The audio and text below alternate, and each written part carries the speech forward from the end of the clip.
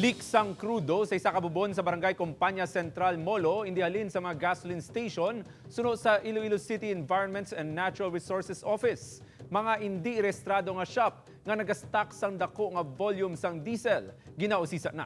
Si Zen Kilantang nakatutok. Matapos nga ginsapol sang City Environment and Natural Resources Office ang mga gasoline station angot sa pag-ilig sang krudo sa isa ka bubon sa kompanya sentral sa Molo, wala sila may nakitaan nga leakage bangod nagapatigayon man ang mga kumpanya sang leak test kag imposible nga sa mga gasolinahan naghalin ang krudo. Gasoline station, hindi siguro maging source of deep fuel nga na or contamination.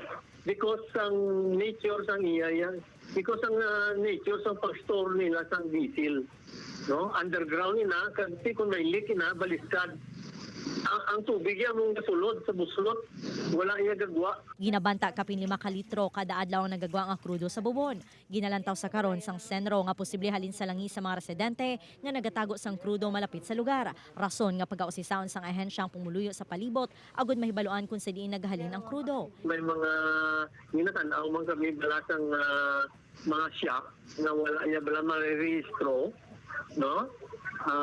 No informal na nga shop, amo man ang tanawon namon na residents who are storing large quantity of diesel. Ginahulat naman subo ang resulta sang water testing sang DNR-EMB kag magapatawag sang dialogo ang senro sa barangay. Upod kay Romal Porquia, Zen Kilantang, One Western Visayas.